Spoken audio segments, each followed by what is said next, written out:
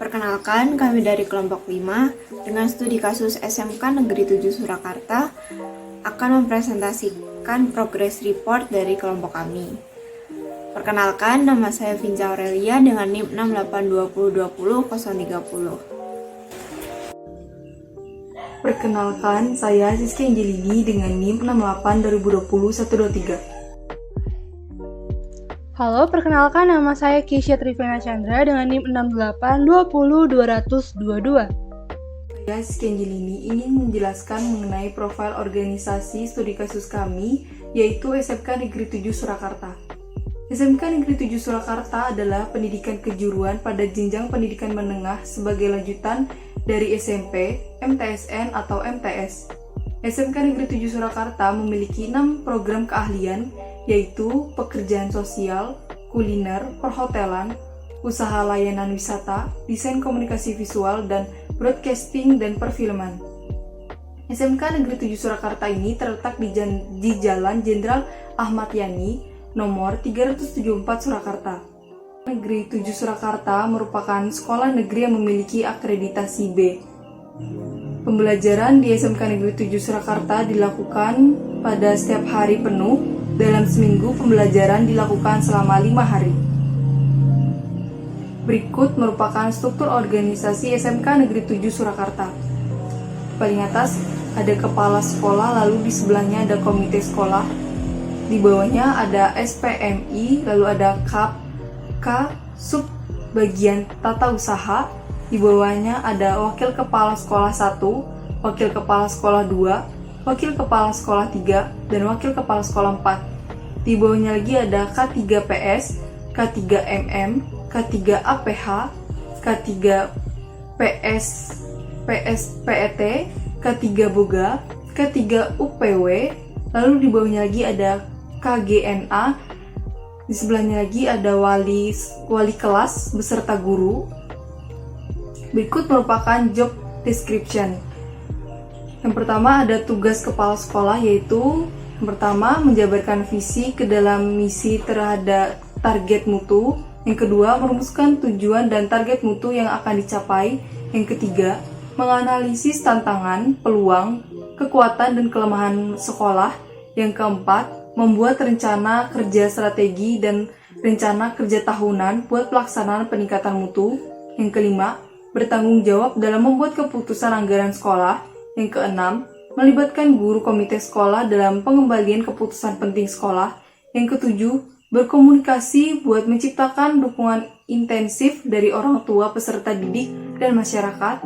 Yang kedelapan, menjaga dan meningkatkan motivasi kerja pendidik dan tenaga kependidikan dengan memakai sistem pembelajaran pemberian penghargaan atas prestasi dan sanksi atas pelanggaran peraturan dan kode etik.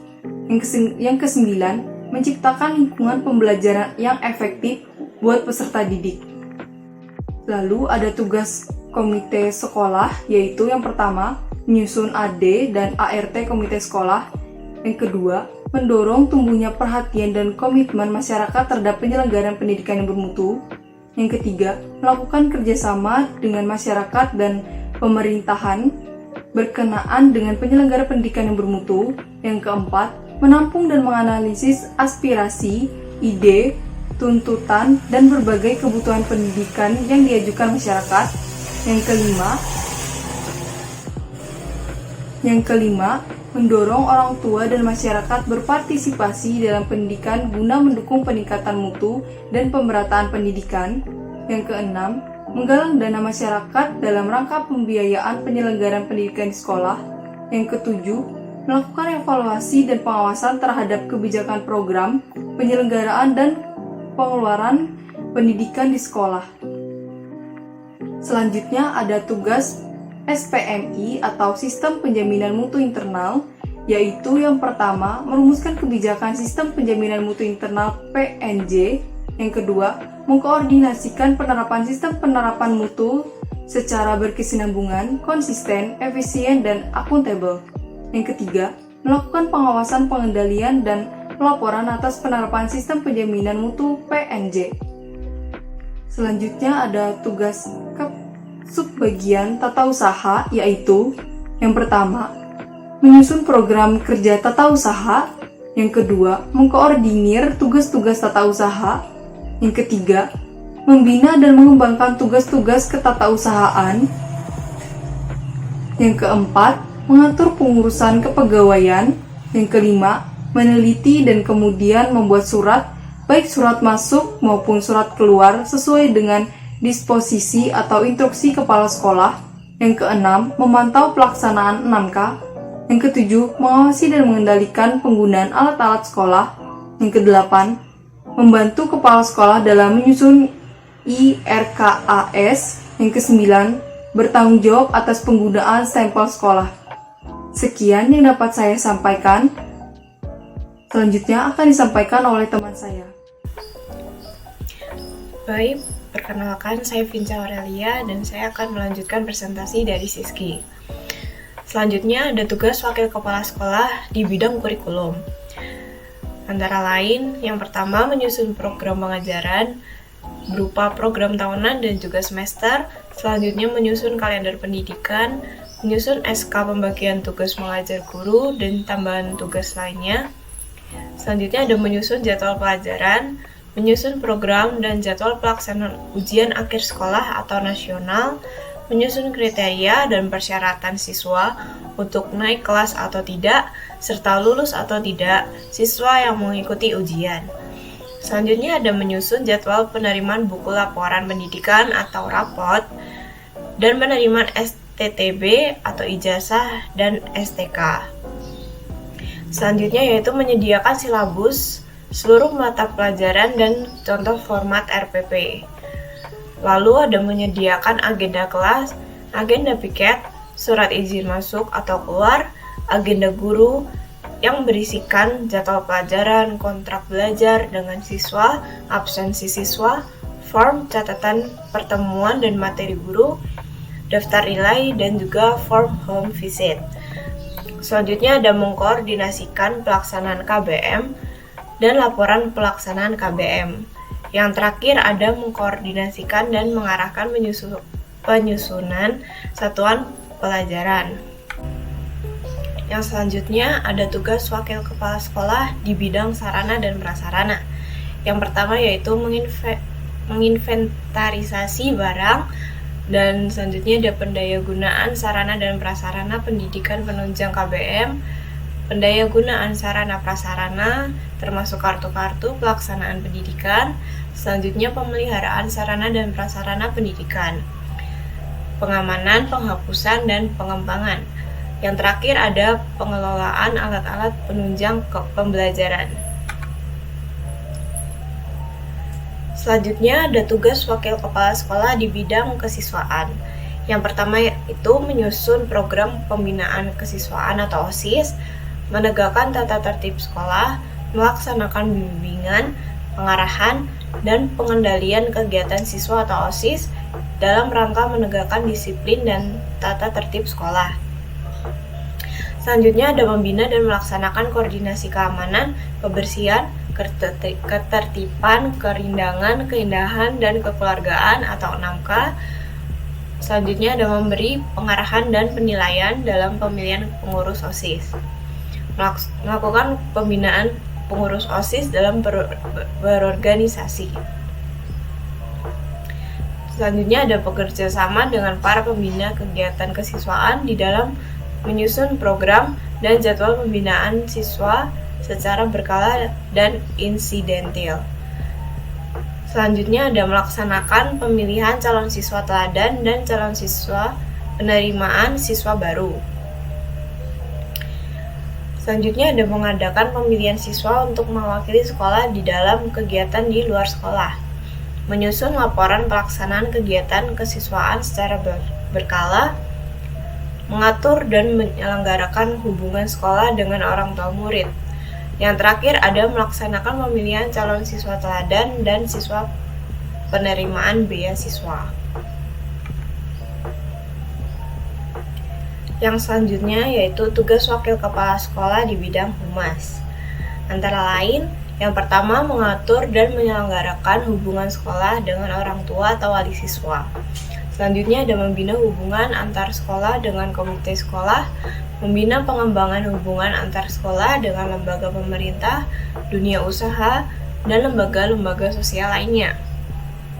Selanjutnya yaitu memberi atau berkonsultasi dengan usaha, menyusun laporan pelaksanaan hubungan masyarakat secara berkala, melaksanakan tugas-tugas keluar lembaga, dan yang terakhir yaitu menjalin hubungan keluar lembaga sesuai fungsi dan kebutuhan. Selanjutnya yaitu tugas K3PS, MM, APH, PSPT, BOGA, UPW, dan KGNA, yaitu yang pertama mengkoordinir semua kegiatan kompetensi kalian masing-masing, mulai dari kunjungan industri, magang guru, PKL, rekrutmen, LKS, kegiatan sekolah, dan lain-lain. Selanjutnya mengelola keuangan kompetensi kalian masing-masing. Dan yang terakhir yaitu mengkoordinasi staf atau anggota, mulai dari jadwal pembelajaran, praktik, kegiatan, dan lain-lain.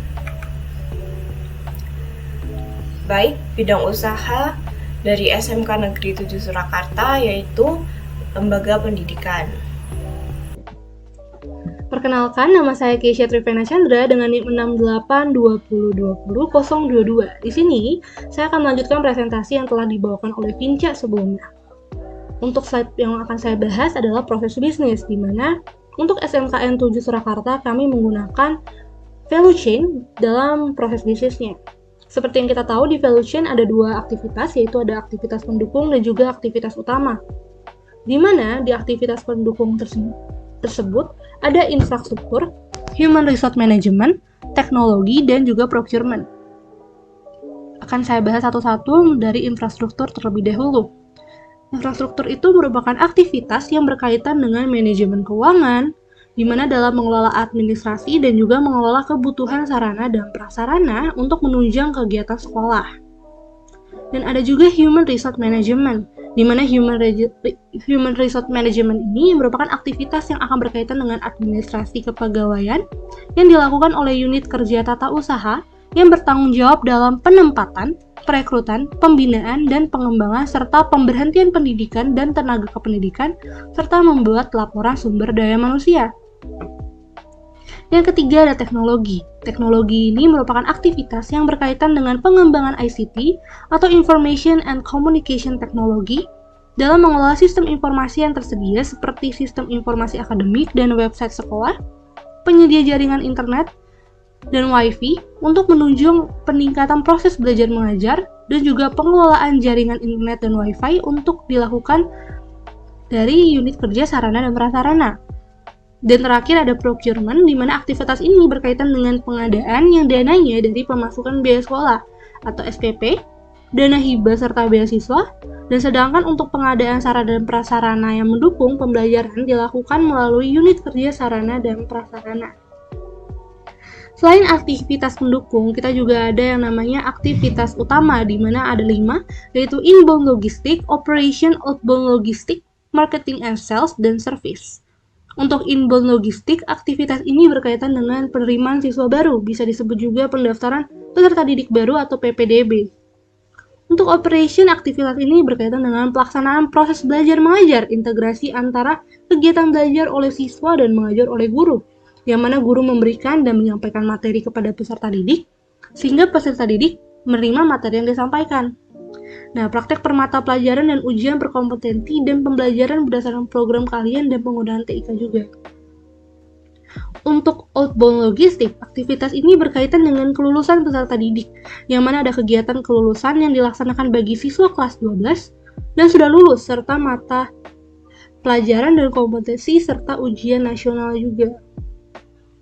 Untuk marketing and sales, aktivitas ini berkaitan dengan sosialisasi dan promosi sekolah melalui media cetak atau elektronik, atau juga ke sekolah-sekolah dan promosi ke SMP gitu. Atau sederajat mengenai adanya beasiswa bagi siswa berprestasi dan mengenal program-program kalian yang ada di SMKN 7. Untuk servis sendiri, aktivitas ini berkaitan dengan layanan informasi untuk menyampaikan informasi kepada peserta didik, praktek kerja industri, yang merupakan kegiatan pendidikan, pelatihan, dan pembelajaran bagi siswa SMK pada SMKN 7 Surakarta, yang dimana relevan dengan kompetensi keahlian yang diselenggarakan oleh pihak sekolah, dan juga yang terakhir ada magang sesuai dengan kompetensi keahlian yang diselenggarakan oleh pihak sekolah.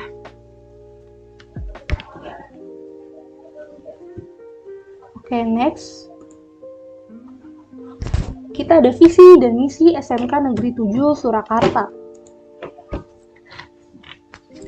Visi dari SMKN 7 sendiri adalah untuk mewujudkan peserta didik yang beriman, bertakwa, cerdas, kreatif, berjiwa iliterat, peduli, dan berbudaya lingkungan.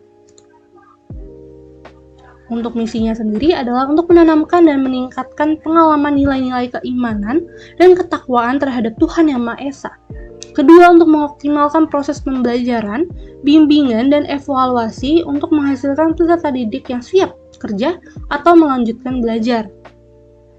Ketiga, membina kreativitas peserta didik melalui kegiatan pembiasaan, kewirausahaan, pengembangan diri yang terencana dan berkesinambungan. Keempat, mengembangkan gerakan literasi sekolah. Kelima, mewujudkan iklim sekolah yang peduli dan berbudaya lingkungan.